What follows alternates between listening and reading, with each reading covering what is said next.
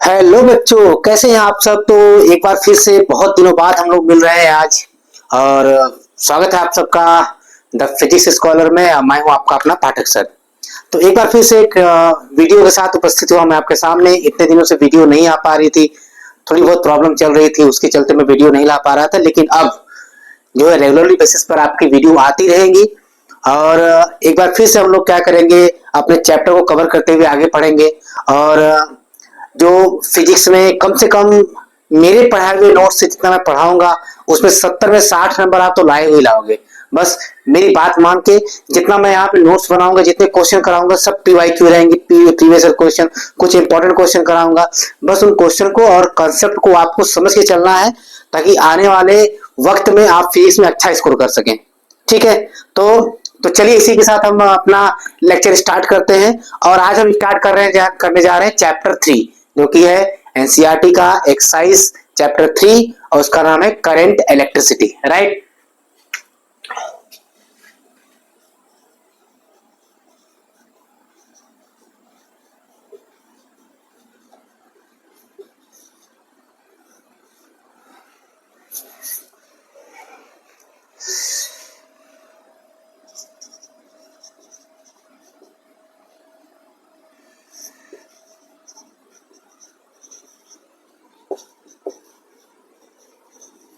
Rate of current electricity बेटा क्या है? दैट इज करंट क्या है? Rate of flow of charge. What is क्या है? Rate of flow of charge in definite direction. Rate of flow of charge in definite direction. Rate of flow of charge in क्या? Definite direction. Right. ठीक है। तो charge का मतलब क्या हो गया? चार्ज का मतलब किससे हो गया? यहाँ पे इलेक्ट्रॉन की बात हो रही है। चार्ज के रूप में कौन फ्लो करने वाला है? इलेक्ट्रॉन फ्लो करने वाला है। तो चार्ज का फ्लो होना चाहिए, लेकिन चार्ज का flow definite direction. Definite direction का मतलब क्या हो गया? फिक्स डायरेक्शन में चार्ज का फ्लो होना चाहिए। चार्ज का जो फ्लो होना चाहिए वो फिक्स डायरेक्शन में होना चाहिए करंट प्रोड्यूस करने के लिए। इसका फॉर्मूला क्या होता है? दैट इज आई बराबर वाट? Q by T. इसका फॉर्मूला हमारा क्या हो गया? आई बराबर क्यू बाई टी। ठीक है। अगर बात करें यहाँ पे इंस्टेंटेनियस करंट की, अगर बात करते हैं यहाँ पे इंस्टेंटेनियस करंट की, तो बेटा इंस्टेंटेनियस करंट क्या होगा? इंस्टेंटेनियस करंट, इंस्टेंटेनियस करंट कब आता है? जब हम टाइम को बहुत ही छोटे अमाउंट में लेते हैं, यानी टाइम को बहुत ही छोटा लेते हैं। दैट इज, इसको हम लोग लिखते हैं क्या? इसको सिंपल लिखेंगे, लिमिट डेल्टा टी को जीरो की तरफ टेंड करा दीजिए। Delta Q by delta T, delta Q by delta T यहाँ पे। ठीक है। या फिर इसी को हम लोग लिखते हैं क्या? डी क्यू अपॉन क्या? D T. This is your instantaneous current. ये क्या है? आपका एवरेज करंट हो गया, and that is your instantaneous current. तो जाहिर सी बात है, जो क्यू होगा, ये जो क्यू होगा, देख लेंगे कि फर्स्ट डेरिवेटिव है। क्यू क्या है? टाइम का फर्स्ट डेरिवेटिव है। इसका मतलब क्या होगा कि अगर हमको कोई फंक्शन दिया रहेगा तो क्यू के रिस्पेक्ट में दिया रहेगा। जैसे क्यू इक्वल टू मान लीजिए क्या? टी स्क्वायर प्लस वन बोला आपसे ना, Q equal to T square plus one बोला। अब आपसे पूछा कि भाई करंट क्या होगा, तो तुरंत क्या करना है? इसको डिफरेंशिएट करिए, D Q upon D T. T square का डिफरेंशिएशन टू टी हो गया, वन का जीरो हो गया, और इसी को हम लोग कह रहे हैं आई, तो आई बराबर हो गया क्या? To T. अब टी की कोई पर्टिकुलर वैल्यू दी रहेगी, उस पर्टिकुलर वैल्यू क्या करना है? यहाँ पे रखना है, और उसके बाद क्या करना है? हम लोग को इसको सॉल्व करना है। राइट। तो करंट क्या होता है? Rate of flow of charge in what? Definite direction को हम लोग करंट कहते हैं। बेटा इसका यूनिट क्या होगा? अगर इसके यूनिट की बात करें तो यूनिट क्या होगा? तो पहला जिसका यूनिट होता है वो होता है क्या? एम्पियर। जो पहला इसका यूनिट होगा एम्पियर, जो कि क्लास 10th में आप लोग अच्छे से पढ़ के आए हैं। राइट। एम्पियर को ही लिखते हैं। दूसरा इसका जो यूनिट हो सकता है ना, जैसे कि क्यू। अब क्यू मतलब चार्ज हो गया, चार्ज का यूनिट क्या होता है? कूलॉम। तो कूलॉम पर सेकेंड, यानी टाइम है तो क्या? कूलॉम पर सेकेंड। हालांकि कूलॉम, अच्छा दोनों की दोनों क्या है? ये दोनों ही आपका एसआई यूनिट है, दोनों के दोनों एसआई यूनिट है। लेकिन इसका जो यूज है वो बहुत कम होता है। इसका यूज हम लोग क्या? एम्पियर का यूज ज्यादा करते हैं। और क्या कूलॉम पर सेकेंड का यूज क्या होता है? बहुत ही कम होता है। दूसरी बात की, ये कैसी क्वांटिटी है? करंट जो है ये कैसी क्वांटिटी है? तो करंट हमारी क्या है? स्केलर क्वांटिटी है। ध्यान रखिएगा, करंट कैसी क्वांटिटी है? स्केलर क्वांटिटी है। भाई देखो, होनी चाहिए वेक्टर ही है ना भाई। इसके पास डायरेक्शन भी है, मैग्नीट्यूड भी है। जब किसी क्वांटिटी में डायरेक्शन और मैग्नीट्यूड होता है तो होता है क्या? वेक्टर। लेकिन इसके बाद भी क्या है? स्केलर है। तो एक चीज हमेशा याद रखिए कि किसी भी क्वांटिटी में, है ना, किसी भी क्वांटिटी में सिर्फ मैग्नीट्यूड और डायरेक्शन हो जाने से वो क्वांटिटी वेक्टर नहीं होती है। उसके लिए एक और चीज क्या होता है कि क्या वो क्वांटिटी है, क्या वो वेक्टर लॉ ऑफ एडिशन को फॉलो कर रही है कि नहीं कर रही है। यानी कि कोई भी क्वांटिटी वेक्टर होने के लिए, ध्यान सुनिएगा, कोई भी क्वांटिटी वेक्टर होने के लिए, वेक्टर होने के लिए बेटा क्या क्या जरूरी है, वेक्टर होने के लिए क्या क्या जरूरी है। पहला तो उसमें मैग्नीट्यूड हो, पहला क्या हो उसमें, क्या हो, मैग्नीट्यूड हो। दूसरा उसमें क्या हो, डायरेक्शन हो, मैग्नीट्यूड और डायरेक्शन। भाई इतना ही, प्लस एक और टर्म है, ये क्या होना चाहिए, follow, follow what, vector, vector law of what, addition, follow vector law of addition. जब तक वो वेक्टर लॉ ऑफ एडिशन को फॉलो नहीं करेगा तब तक वो वेक्टर नहीं होगा, भले ही उसके पास क्या हो, मैग्नीट्यूड और डायरेक्शन दोनों हो। सो करंट क्या है, करंट के पास भी मैग्नीट्यूड भी है, डायरेक्शन भी है, दोनों है, उसके बावजूद ये स्केलर है, because because it does not follow vector law of addition, यानी कि ये वेक्टर लॉ ऑफ एडिशन को फॉलो नहीं करता है। क्लियर हुआ यहाँ तक। तो चलिए हम लोग अब आगे बढ़ते हैं थोड़ा सा। बच्चों हम लोग अगला टॉपिक डिस्कस करने जा रहे हैं जिसका नाम है explanation of current in a conductor. कि किसी कंडक्टर में करंट किस तरीके से फ्लो करता है उसके बारे में हमको जानना है यहाँ पे, ठीक है ना। देखिए एक बात भैया आप लोग ध्यान से सुनिए अच्छे से ना, अगर फिजिक्स अच्छे से पढ़ना है, फिजिक्स में अच्छा नंबर लाना है, तो आपको फिजिक्स में प्रैक्टिस करने की बहुत जरूरत है, क्योंकि फिजिक्स में कॉन्सेप्ट ही सब कुछ होता है। तो जब तक आप कॉन्सेप्ट को अच्छे से नहीं पढ़ेंगे तब तक आपको फिजिक्स आने वाले नहीं है। और उसके बाद थ्योरी पढ़ने के साथ साथ आपको क्वेश्चंस भी करने हैं, चाहे आप नीट की तैयारी कर रहे हो, चाहे आप जेईई की तैयारी कर रहे हो, चाहे आप बोर्ड का एग्जाम देने वाले हैं। तो हर जगह सिर्फ सवाल आते हैं और सवाल को कंसेप्चुअल तरीके से, क्योंकि अब जो बोर्ड क्वेश्चन पूछ रहा है, बोर्ड क्वेश्चन अब सीधे और स्ट्रेट क्वेश्चन नहीं पूछ रहा है। तो बोर्ड क्वेश्चन को क्या कर रहा है, कुछ इस तरीके से वो फ्रेम कर रहा है, उस बोर्ड जो क्वेश्चन को कुछ इस तरीके से फ्रेम कर रहा है कि आपके कॉन्सेप्ट को मैनिपुलेट करने की कोशिश कर रहा है, आपके क्वेश्चन को क्या कर रहा है, वो मैनिपुलेट करने की कोशिश कर रहा है कि आप जो थ्योरी पढ़ रहे हैं उसके साथ वो खेल रहा है। इसका मतलब वो अप्लाइड क्वेश्चन ज्यादा एग्जाम में पूछ रहा है। तो उन्हीं क्वेश्चन को आप क्या करिए, टारगेट करिए उन्हीं क्वेश्चन को। देखिए जब तक क्वेश्चन को प्रैक्टिस नहीं करेंगे तब तक आपका काम बनने वाला है यहाँ पे नहीं, ठीक है ना। तो चलिए हम लोग इस टॉपिक को डिस्कस करते हैं। This is what, explanation of current in a conductor में, किस तरीके से किसी कंडक्टर में करंट फ्लो करता है। तो कुछ बेसिक बातें हैं, उस बेसिक बात को जान लेते हैं। सबसे पहले आप जानते हैं कि हर एटम में एक कंडक्टर से, हर एटम में एक न्यूक्लियस होता है। न्यूक्लियस में एक दो ऑर्बिटल मान लीजिए, यहाँ पे हम मान लिए है ना, इस ऑर्बिटल में ये इलेक्ट्रॉन है सपोज, है ना, इस तरीके से, और यहाँ भी इलेक्ट्रॉन फ्लो कर रहे हैं ऐसे, है ना, इस तरीके से इलेक्ट्रॉन फ्लो कर रहे हैं। अच्छा, ये जो ऑर्बिटल है इसे हम लोग कहते हैं क्या, एक कहलाता है इनर ऑर्बिटल। तो ये हो गया आपका क्या, this is what, inner orbital, right. और ये जो है ऑर्बिटल है ये हो गया क्या, आउटर ऑर्बिटल, है ना, ये हो गया आपका आउटर ऑर्बिटल। तो इनर ऑर्बिटल और क्या, आउटर ऑर्बिटल, इनर ऑर्बिटल और, ठीक है, आउटर ऑर्बिटल। तो देखिए जो इलेक्ट्रॉन इनर ऑर्बिटल में है, ये इलेक्ट्रॉन क्या होते हैं, न्यूक्लियस से पूरी तरीके से बाउंडेड होते हैं। क्यों, क्योंकि न्यूक्लियस में क्या होता है, पॉजिटिव चार्ज होता है, और इलेक्ट्रॉन क्या होता है, नेगेटिव चार्ज होता है। तो पॉजिटिव और नेगेटिव के बीच में कूलम्ब्स लॉ के अकॉर्डिंग क्या है, एक फोर्स ऑफ अट्रैक्शन वहां पे रहता है। तो फोर्स ऑफ अट्रैक्शन होने की वजह से यहाँ पे क्या है, यहाँ पे फोर्स ऑफ अट्रैक्शन बहुत ही स्ट्रॉन्ग है। तो ये जो इलेक्ट्रॉन होते हैं अपना ऑर्बिटल नहीं छोड़ पाते हैं। तो इलेक्ट्रॉन अगर ऑर्बिटल नहीं छोड़ पाएंगे तो इसीलिए हम लोग कहते हैं क्या, ये बाउंडेड इलेक्ट्रॉन है। कैसे इलेक्ट्रॉन है, this is what, bounded electron. तो ये बाउंडेड इलेक्ट्रॉन हो गए यहाँ पे, ठीक है ना। बाउंडेड इलेक्ट्रॉन जो न्यूक्लियस के पास और इलेक्ट्रॉन होते हैं, दिस व्हाट, बाउंडेड इलेक्ट्रॉन। उसके बाद आउटर ऑर्बिटल की बात करें तो आउटर ऑर्बिटल में सब देखिए इलेक्ट्रॉन है। अब न्यूक्लियस और इन इलेक्ट्रॉनों के बीच का डिस्टेंस क्या बढ़ गया, भाई डिस्टेंस बढ़ जाने से क्या होगा, फोर्स ऑफ अट्रैक्शन थोड़ा सा वीक हो जाएगा, है ना। अगर डिस्टेंस बढ़ गया तो उसमें क्या होगा, फोर्स ऑफ अट्रैक्शन क्या होगा, वीक हो जाएगा। अच्छा, फोर्स ऑफ अट्रैक्शन वीक हो जाने से ये जो इलेक्ट्रॉन है ये अपना ऑर्बिटल छोड़ने के लिए क्या हो गया, एलिजिबल हो गए। तो ये कभी भी अपना ऑर्बिटल डिसबैलेंस होने पर अपना ऑर्बिटल क्या करेंगे, छोड़ देंगे। तो हम लोग इसे कहेंगे क्या है, यही आपके क्या कहलाते हैं, फ्री इलेक्ट्रॉन होते हैं। यही आपके क्या कहलाते हैं, फ्री इलेक्ट्रॉन। और जो यही फ्री इलेक्ट्रॉन होते हैं ना, ये जो फ्री इलेक्ट्रॉन होते हैं, यही फ्री इलेक्ट्रॉन कंडक्टर में क्या करते हैं, पार्टिसिपेट करते हैं। Responsible for what, responsible for conducting, responsible for current, है ना, रिस्पॉन्सिबल फॉर व्हाट, करेंट। तो यही इलेक्ट्रॉन क्या होते हैं, करंट में फ्लो करते हैं। इतनी बात समझ में आई। अगर आपको एक फिगर बनाना हो तो बना लेना। अभी के लिए हम क्या कर रहे हैं, इसको इरेज कर दे रहे हैं और आते हैं मेन टॉपिक पे, जिसका नाम है एक्सप्लेनेशन ऑफ क्या, करंट। तो देखिए ध्यान से जरा यहाँ पे,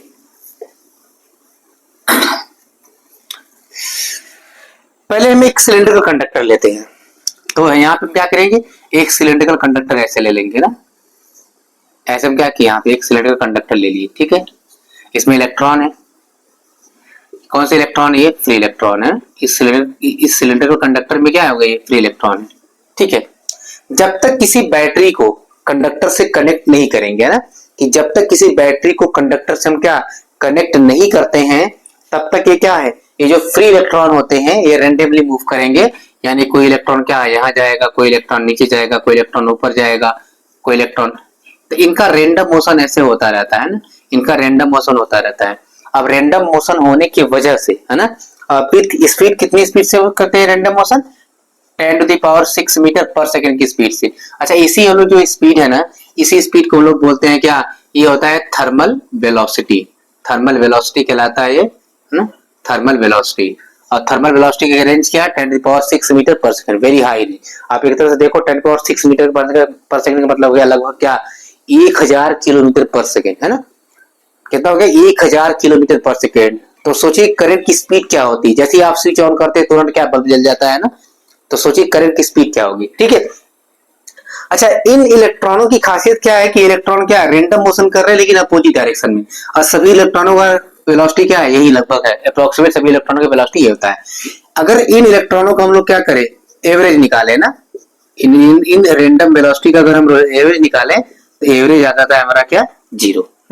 अगर इन रैंडम वेलोसिटी का क्या करें, अगर हम लोग एवरेज निकाले तो हमारा एवरेज क्या आएगा, 0।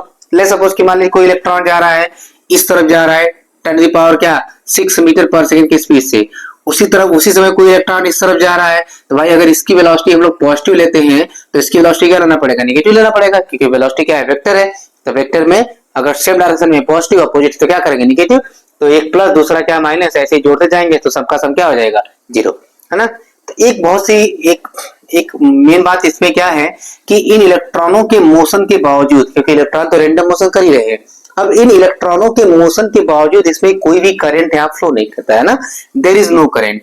यहाँ पे इस कंडीशन में कोई भी करंट नहीं होता है, there is no current, because क्यों, क्योंकि इलेक्ट्रॉनों का जो है डिफरेंट डायरेक्शन में यहाँ पे मोशन हो रहा है, ठीक है ना। चलिए अब इस कंडक्टर को क्या करते हैं, किसी बैटरी से कनेक्ट करके देखते हैं ना, कि इस कंडक्टर को बैटरी से कनेक्ट करेंगे तब क्या होगा, ठीक है। तो चलो इस कंडक्टर को बाबू बैटरी से कनेक्ट करते हैं, तो बैटरी से एक कंडक्टर ले लिए हम, सिम कंडक्टर हमारे पास, ठीक है। हमने क्या किया, यहाँ पे एक ऐसे बैटरी लगा दिया, ऐसे हमने, ठीक है। बेटा ये गया हमारा क्या, बैटरी हो गया। तो बैटरी में आप जानते हैं कि जो बड़ा वाला इलेक्ट्रोड होता है पॉजिटिव होता है, जो छोटा वाला इलेक्ट्रोड होता है क्या होता है, नेगेटिव होता है। तो बैटरी क्या करेगा, तुरंत यहाँ पर एक पॉजिटिव पोटेंशियल क्रिएट करेगा इन इस एंड के क्रॉस, और ये नेगेटिव क्या करेगा, यहाँ पे तुरंत नेगेटिव पोटेंशियल क्रिएट करेगा, ठीक है।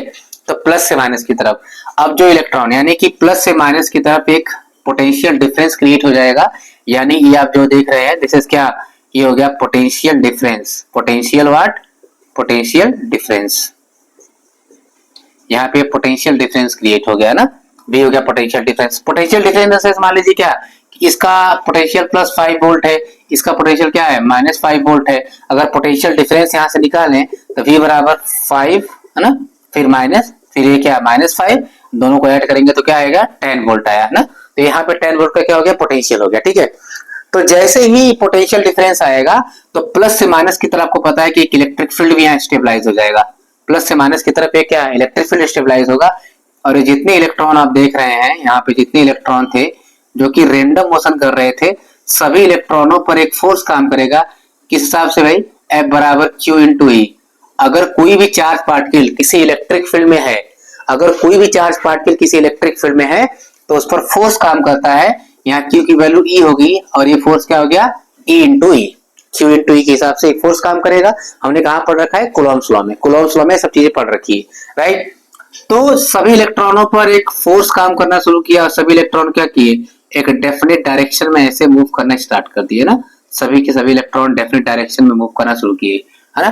पोटेंशियल डिफरेंस क्या करता है, देखिए पोटेंशियल डिफरेंस क्या करता है, ये पोटेंशियल, क्योंकि इलेक्ट्रॉन जो होते हैं वो नेगेटिव पोटेंशियल से पॉजिटिव पोटेंशियल यानी कि लो पोटेंशियल से हाई पोटेंशियल की तरफ क्या करते हैं इलेक्ट्रॉन आपके मूव करेंगे, ठीक है। और करंट जो होगा आपका, करंट जो फ्लो होगा वो क्या होगा, पॉजिटिव से नेगेटिव की तरफ हो जाएगा, है ना। करंट का फ्लो पॉजिटिव से नेगेटिव की तरफ हो जाएगा, यानी कि इस पॉजिटिव टर्मिनल से करंट निकलेगा और इस नेगेटिव टर्मिनल पे करंट आएगा।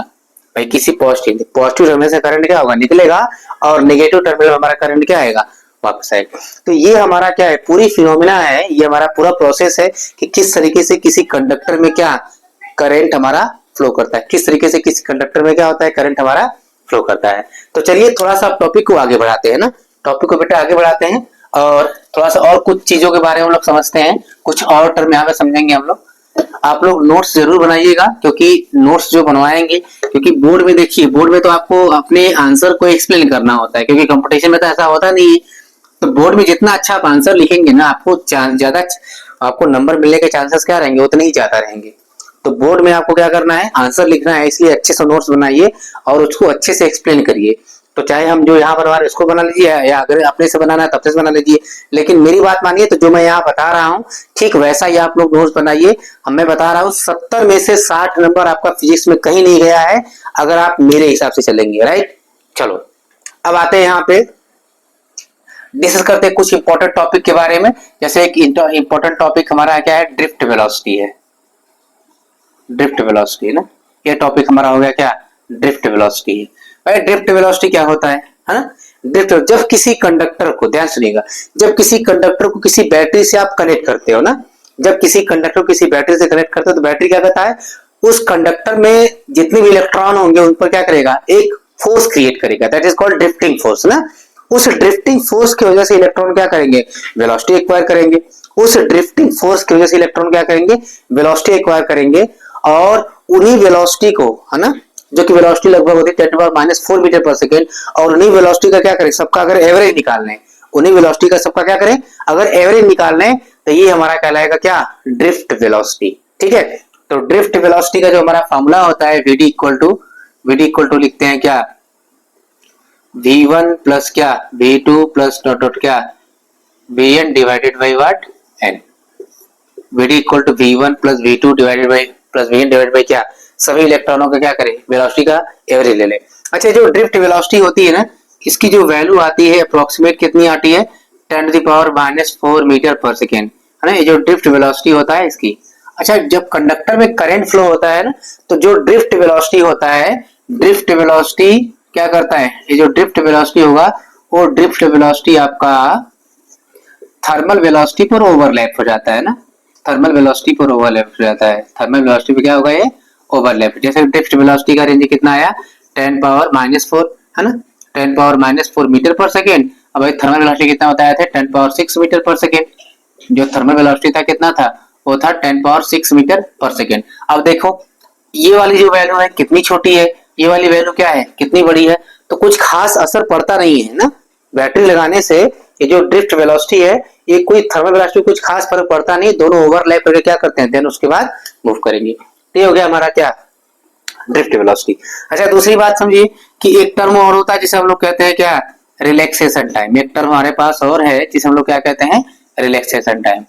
समझिए, अब ध्यान समझिए बेटा कि रिलैक्सेशन टाइम क्या होता है। ये तो बात समझ में आ गई कि भाई ये टाइम है। टाइम का मतलब, जैसे ही किसी कंडक्टर को बैटरी से आप कनेक्ट करते हैं ना, तो जब इलेक्ट्रॉन एक डेफिनेट डायरेक्शन में मूव करना शुरू करते हैं, तो इलेक्ट्रॉन का आपस में कोलिजन होता है। कुछ इलेक्ट्रॉन दूसरे इलेक्ट्रॉन से क्या करते हैं, कुछ इलेक्ट्रॉन दूसरे इलेक्ट्रॉन से कोलाइड करते हैं। अच्छा, दो सक्सेसिव कोलिजन के जो बीच का जो टाइम गैप होता है ना, दो सक्सेसिव कोलिजन के बीच का जो टाइम गैप होता है, उस टाइम का, उन सबके अगर टाइम का अगर एवरेज निकालें, यानी सब बहुत सारे इलेक्ट्रॉन है और सभी टाइम क्या करें, अगर हम एवरेज निकाल लें, तो फिर वो हमारा क्या कहलाएगा, उसे कहेंगे रिलैक्सेशन टाइम। ऐसे लिखते हैं हम लोग टाउ से, और टाउ इक्वल टू कितना होता है, यानी T1 प्लस क्या, T2 plus dot dot what, Tn divided by what, n। यानी कि सभी इलेक्ट्रॉनों को हमने क्या किया, ऐसे कैलकुलेट कर लिया ना। सभी इलेक्ट्रॉनों को हमने क्या किया, रिलैक्सेशन टाइम के लिए सभी टाइम का हमने क्या किया, एवरेज निकाल लिया, that is called relaxation time. उसके बाद थोड़ा सा और इसको आप जरूर नोट करें, है ना। देखिए, आपसे एग्जाम में कभी नहीं पूछेगा कि ड्रिफ्ट वेलोसिटी क्या होता है ना, कि रिलैक्सेशन टाइम क्या होता है, लेकिन ये क्या है, इंपॉर्टेंट टर्म है। इन इंपॉर्टेंट टर्म को क्या करना, आपको याद रखना है। These are the important term, और इनको क्या करना, आपको याद रखना है, ठीक है ना। तो इसको इरेज करते हैं और आगे बढ़ते हैं हम लोग।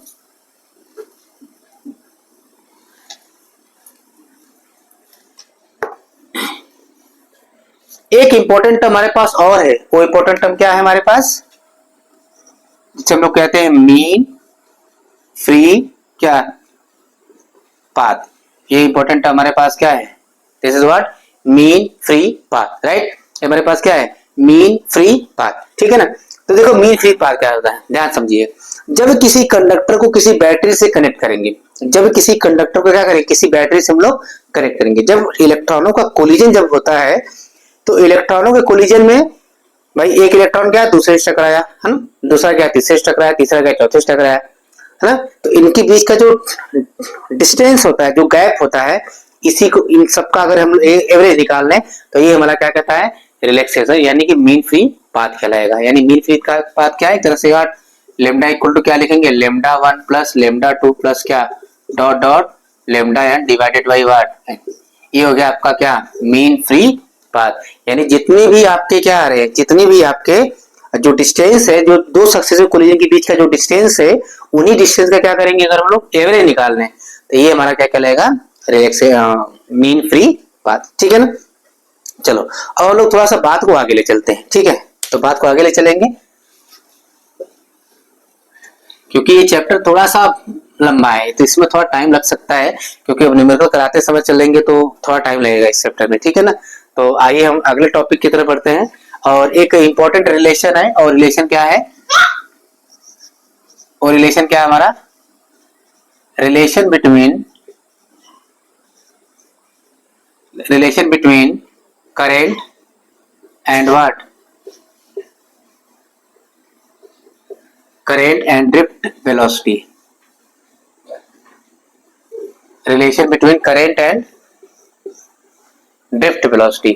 तो ड्रिफ्ट वेलोसिटी और करंट के बीच में हमको क्या करना है, रिलेशन देखना है कि भाई ड्रिफ्ट वेलोसिटी और करंट, क्योंकि ड्रिफ्ट वेलोसिटी मैंने थोड़ी देर पहले बताया हुआ है ना, करंट को हम जानते हैं।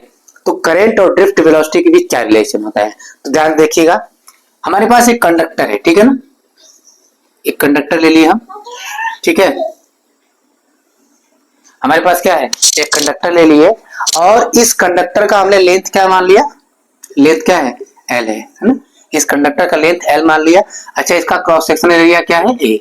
तो जो क्रॉस सेक्शन एरिया इसका होगा वही क्या होगा, इसका भी होगा। भाई कंडक्टर क्या है, यूनिफॉर्म कंडक्टर है ना। अच्छा, दूसरी बात देखिए क्या है इसमें, कि इसमें जो यन है, यन को हम लोग क्या मान रहे हैं, नंबर ऑफ इलेक्ट्रॉन, यन क्या हो गया, नंबर ऑफ इलेक्ट्रॉन क्या per unit what, per unit volume. यहाँ पे जो आपका यन हो गया, that is what number of electron per unit volume. और इसी को हम लोग कहते हैं, और इसी को हम लोग एक बहुत शॉर्ट टर्म में कहते हैं, और उसे हम लोग क्या कहते हैं, इलेक्ट्रॉन डेंसिटी। क्या कहते हैं, इलेक्ट्रॉन डेंसिटी। ये जो number of electron per unit volume है, इसी को हम लोग क्या कहते हैं, दूसरे नाम से क्या जानेंगे, that is what electron density. यानी कि यन बराबर हम लोग लिख सकते हैं कैपिटल एन अपॉन क्या वी। कैपिटल एन का मतलब क्या हो गया, कैपिटल एन का मतलब हो गया टोटल नंबर ऑफ इलेक्ट्रॉन, और वी का मतलब volume, right. Total number of electron upon volume, इसी को हम लोग कहते हैं क्या, number of electron per unit volume, right. तो हमको एक रिलेशन ड्राइव करना है, तो सबसे पहले हम लोग क्या करेंगे कि इस कंडक्टर में कितना नेट चार्ज, कितना चार्ज है वो निकालते हैं। तो देखो अमाउंट ऑफ चार्ज पहले निकालते हैं, अमाउंट ऑफ चार्ज क्यू हम लोग पहले से ही पढ़ के बैठे हैं कि जो चार्ज होता है, फर्स्ट चैप्टर में पढ़े थे, चार्ज इक्वल टू होता है एन इंटू ई, है ना। फर्स्ट चैप्टर में लोग पढ़े थे क्या, चार्ज जो होता है Q equal to n into e, है ना। चार्ज हम लोग का क्या होता है, Q equal to n into e. अच्छा, यहाँ पे जो एन है, ध्यान दो ना, यहाँ पे जो एन है दरअसल एक कैपिटल एन होता है ना। इस एन को हम लोग कहते हैं क्या, टोटल नंबर ऑफ इलेक्ट्रॉन ना, टोटल नंबर ऑफ क्या इलेक्ट्रॉन, यहाँ पे कैपिटल एन। यानी कि आपको क्या है, अमाउंट ऑफ चार्ज लिखने की यहाँ पे क्या लिखना पड़ेगा, capital N total number of electron into charge of electron लेना पड़ेगा, total number of electron into charge of electron लेना पड़ेगा। तो अब देखिए यहाँ से इस फॉर्मूले से देखो, यहाँ से अगर हम टोटल नंबर ऑफ इलेक्ट्रॉन निकालना चाहे तो एन बराबर लिखेंगे भाई क्या, एन इंटू वी। अगर टोटल नंबर ऑफ इलेक्ट्रॉन निकालना चाहे तो एन बराबर क्या लिखेंगे, एन इंटू वी। वी क्या हो गया, वॉल्यूम हो गया ना। तो एन इंटू वी हमको लिखना पड़ेगा, लेकिन इस वी की जगह क्या लिखेंगे, वी की जगह हम लिख सकते हैं क्या, एन एरिया इंटू क्या लेंथ। एरिया इंटू लेंथ, क्योंकि आपको पता है ना वॉल्यूम इक्वल टू होता है वॉल्यूम बराबर क्या लेंथ इंटू ब्रीथ इंटू क्या हाइट। अगर ब्रीथ और हाइट को एक साथ ले ले तो ये कहलाएगा हमारा एरिया, तो एल इंटू क्या हो गया ए, तो वॉल्यूम बराबर हो लिया एल या फिर क्या एल इंटू ए दोनों। तो देखिए यहाँ पे एल की जगह आपका क्या आ गया एन ए एल, ठीक है, इंटू क्या आया इलेक्ट्रॉन ई आया। क्लियर। अच्छा अब हमको चाहिए क्या करंट चाहिए, तो भाई करंट के लिए क्या करना पड़ेगा टाइम को डिवाइड करना पड़ेगा, तो टाइम से डिवाइड करते हैं तो डिवाइडेड बाई टी, तो देखिए इधर टाइम का डिवाइड करेंगे तो क्यू बाई टी हो गया, इधर भी करना पड़ेगा तो N A L E divided by what T. अब ध्यान देखिए एन ई ए को एक साथ ले ली भाई, एन ई और ए को एक साथ ले ली और एल और टी को हमने सेपरेट कर लिया, यहाँ पे एल और टी को क्या किया मैंने सेपरेट कर लिया, ठीक है। तो भाई क्यू बाई टी सबको पता है आई हो जाएगा, क्यू बाई टी क्या हो जाएगा आई। अच्छा एन यहाँ पे हो गया कितना एन ई ए, अच्छा एल बाई टी को देखो एल, एल को लेंथ है, लेंथ मतलब क्या डिस्टेंस हो गया और नीचे क्या है टाइम, तो डिस्टेंस अपॉन टाइम है ना, यानी लेंथ अपॉन टाइम, तो डिस्टेंस अपॉन टाइम क्या होता है स्पीड होता है, तो स्पीड को हम लोग क्या कह ले रहे हैं ड्रिफ्ट वेलोसिटी, स्पीड में तो वेलोसिटी सेम ही होता है बट डायरेक्शन का अंतर होता है, तो डिस्टेंस अपॉन टाइम हो गया वेलोसिटी और उसी को हम लोग कह रहे हैं क्या ड्रिफ्ट वेलोसिटी, यानी कि इस एल अपॉन टी की जगह क्या आया हमारे पास वीडी, तो हमारे पास एक रिलेशन आ गया जिसको कहते हैं क्या I equal to n e A V D, है ना। इसका मतलब यहां से देख सकते हैं दैट इज कि आई जो है वो हमारा एरिया के क्या है डायरेक्टली प्रोपोर्शनल है, एरिया एरिया क्या है डायरेक्टली प्रोपोर्शनल है, एरिया का मतलब क्या बेटा इसका क्रॉस सेक्शन, यानी कंडक्टर जितना मोटा होगा राइट, कंडक्टर जितना मोटा होगा उसमें उतना ही ज्यादा करंट फ्लो करने वाला है, बस समझना कंडक्टर जितना मोटा होगा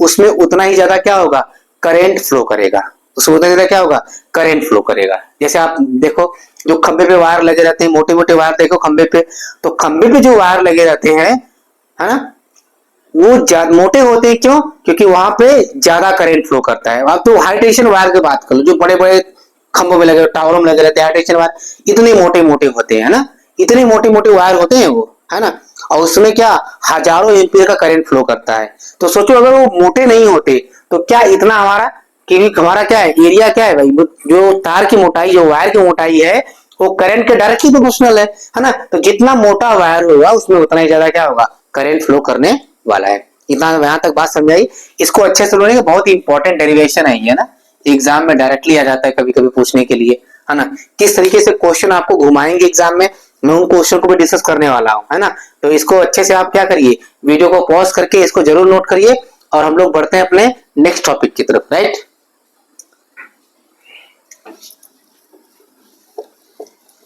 वीडियो को बेटा जितना हो सके अपने दोस्तों में शेयर करिए है ना, तो हमारा भी थोड़ा सा हौसला बढ़ेगा, वीडियो बनाने का हमारा जो पर्पस है ना वो भी पूरा होगा। तो अपने दोस्तों में जितना हो सके वीडियो को शेयर करिए और वीडियो को स्किप मत करना, वीडियो को पूरा देखना, बहुत मजा आने वाला है ना। फिजिक्स ऐसा पढ़ाऊंगा कि समझ लो कि फिजिक्स इस तरीके से पढ़ा दूंगा आपको कि कभी भूलना नहीं होगा, तो फिजिक्स से आपको क्या हो जाएगा प्यार हो जाएगा, इतना समझना बस ठीक है। अच्छा अब मैं चलता हूं थोड़ा सा अगले टॉपिक की तरफ है ना, थोड़ा सा हम लोग क्या करते हैं यहाँ पे कंडक्टिविटी की बात कर लेते हैं, कौन सा कंडक्टर ज्यादा अच्छा होता है। तो जैसे सबसे अच्छा कंडक्टिविटी अगर हम बात करते हैं तो हमारे पास कंडक्टिविटी में सबसे पहले नंबर पे जो आता है वो होता है हमारे पास क्या सिल्वर है ना, सिल्वर हमारे पास क्या है सबसे अच्छा कंडक्टर क्या होता है सिल्वर होता है राइट, तो सिल्वर सबसे अच्छा कंडक्टर हो गया। अच्छा सिल्वर के बाद जो कंडक्टर होता है उसे कहते हैं क्या हम लोग कॉपर, हमारे पास क्या हो गया कॉपर भी क्या है एक अच्छा कंडक्टर है। सिल्वर के बाद किसका नंबर आता है कॉपर का। अच्छा कॉपर के बाद हमारा नंबर आता है किसका एल्यूमिनियम का ना,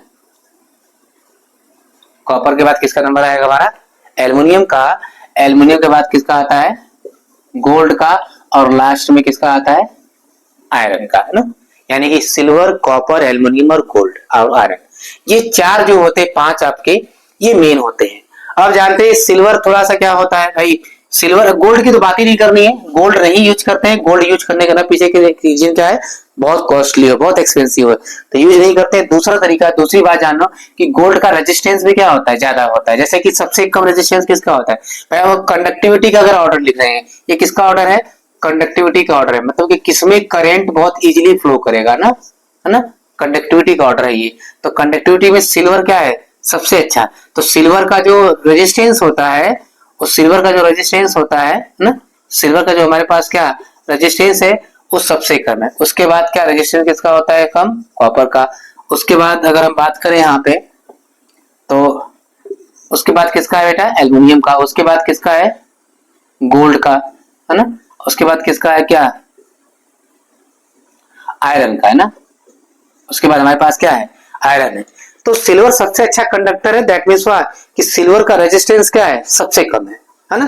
तो सिल्वर देखो यूज ना करने के पीछे अब रीजन है, एक तो उसका क्या रेजिस्टेंस तो कम है ही, दूसरी बात एक्सपेंसिव होता है थोड़ा सा, और इसका मेल्टिंग पॉइंट भी क्या होता है लो। यानी कि अगर सिल्वर में ज्यादा करंट जाएगा तो तुरंत वायर क्या होगा गल जाएगा ना, जल जाएगा वायर, तुरंत गल जाएगा ना। तो इसलिए हम लोग सिल्वर को क्या यूज नहीं कर सकते हैं। तो सिल्वर का यूज इसलिए भी नहीं होता है, पहली बात समझ लीजिए। सिल्वर का क्या हम लोग यूज नहीं करेंगे ना, सिल्वर का हम लोग क्या, तो सिल्वर का यूज नहीं करना है, right. Copper, copper is the best conductor, है ना। कॉपर क्या है सबसे बढ़िया कंडक्टर है कि जो घरों की वायरिंग होती है, आपके घरों में जो वायरिंग हुई ना, हाउस जो डोमेस्टिक वायरिंग होगी, है ना, वो हमेशा किससे होती है कॉपर से, क्योंकि कॉपर का रेजिस्टेंस भी क्या है थोड़ा ठीक है, और कॉपर का मेल्टिंग पॉइंट थोड़ा हाई होता है, जल्दी जलता नहीं है ना। यानी कि सिल्वर से बढ़िया इसका मेल्टिंग पॉइंट है, इतना जान लीजिए, सिल्वर से थोड़ा सा हाई है, ठीक है ना। तो कॉपर को भाई यूज कर लेते हैं हम लोग, है ना, ये अच्छा हो गया। दूसरा एल्युमिनियम। अब एल्युमिनियम का रेजिस्टेंस थोड़ा कॉपर से थोड़ा सा क्या होता है ज्यादा होता है ना। एल्युमिनियम कॉपर से हल्का सा कम कंडक्टर होता है। मतलब कहने का क्या हुआ कि एल्युमिनियम जो खंबे की वायरिंग है, तो खंबे की वायरिंग हमेशा एल्युमिनियम से करते हैं, मोटे मोटे तार होते हैं ना। दूसरी चीज की एल्युमिनियम में जंग जल्दी नहीं लगता है, देखे होगे आप कभी कि एल्युमिनियम में जल्दी जंग लग जाए, तो भाई एल्युमिनियम में जंग नहीं लगता है। तो एल्युमिनियम को लोग क्या करते हैं एक न्यूड वायर की तरफ, ऊपर फाइबर तो रहता है नहीं प्लास्टिक वाला, है ना, तो उसको न्यूड वायर की तरफ रख देते हैं। तो एल्युमिनियम क्या हो गया, एल्युमिनियम अच्छा कंडक्टर। दूसरा इसका मेल्टिंग पॉइंट हाई होता है, यानी कि इन सबसे ज्यादा इसका मेल्टिंग पॉइंट होता है किसका एल्युमिनियम का, ठीक है। तो एल्युमिनियम एक अच्छा कंडक्टर हो गया। गोल्ड की तो बात ही नहीं करनी है, गोल्ड का रेजिस्टेंस भी ज्यादा है और बहुत ज्यादा एक्सपेंसिव भी है, ठीक है ना। और उसी तरह ठीक आयरन है, तो आयरन का भी रेजिस्टेंस क्या होता है ज्यादा होता है। देखिए रेजिस्टेंस ज्यादा होने से क्या होता है, जितना भी आप एनर्जी देंगे ना, जितना भी आप एनर्जी देंगे वो सारा का सारा कहाँ चला जाएगा रेजिस्टेंस के थ्रू निकल जाता है।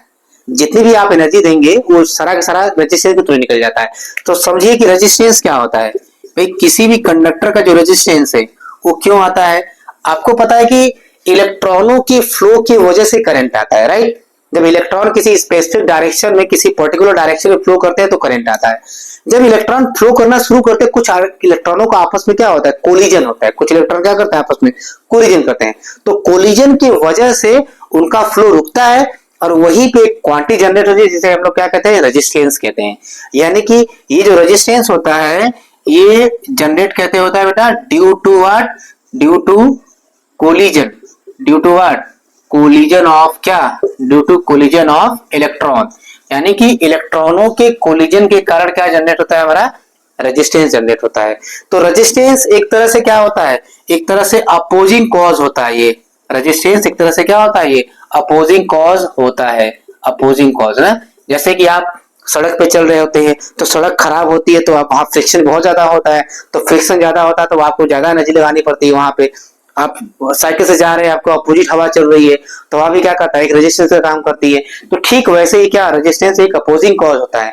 तो क्या किसी रेजिस्टेंस के क्या किसी कंडक्टर का रेजिस्टेंस होना अच्छी बात है, क्या किसी कंडक्टर का रेजिस्टेंस होना अच्छी बात है, नहीं बिल्कुल अच्छी बात नहीं है।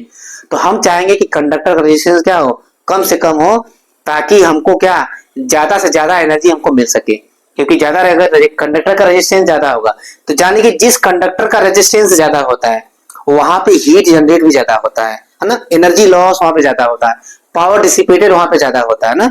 तो रेजिस्टेंस होना अच्छी बात नहीं है। यानी कि किसी अगर कोई पूछेगा किसी आइडियल कोई आइडियल कंडक्टर है तो किसी आइडियल कंडक्टर का रेजिस्टेंस क्या होगा भाई, आइडियल कंडक्टर का रेजिस्टेंस क्या होता है हमेशा जीरो। तो आइडियल कंडक्टर का रेजिस्टेंस क्या होगा हमेशा जीरो, ठीक है। तो इतनी बातें आप क्या करेंगे अपने दिमाग में जरूर रखेंगे। रेजिस्टेंस का मतलब क्या हो गया अपोजिंग कॉज होता है, किस वजह से होता है due to collision of electron की वजह से होता है। और ये क्या आपको हमेशा ऑर्डर याद रखना है कि भैया सबसे अच्छा कंडक्टर क्या है सिल्वर है, उसके बाद कॉपर, एल्युमिनियम, गोल्ड, देन क्या आयरन। तो आयरन क्या होता है सबसे ऐसा ऐसा कंडक्टर होता है ना, कि आयरन भी क्या इस तरह कंडक्टर है, ठीक है ना। तो आज के लिए इतना रहने देते हैं, ठीक है। अब मिलेंगे हम लोग नेक्स्ट लेक्चर में, है ना। अच्छे से पढ़ते रहिए और मस्ती कम कीजिए, बोर्ड पे ध्यान दीजिए, आपका बोर्ड एग्जाम आने वाला है, ठीक है। तो बढ़िया से मेहनत कीजिए, फिजिक्स पे अच्छे से कमांड बनाइए, ठीक है। Okay, thank you so much, bye bye, take care.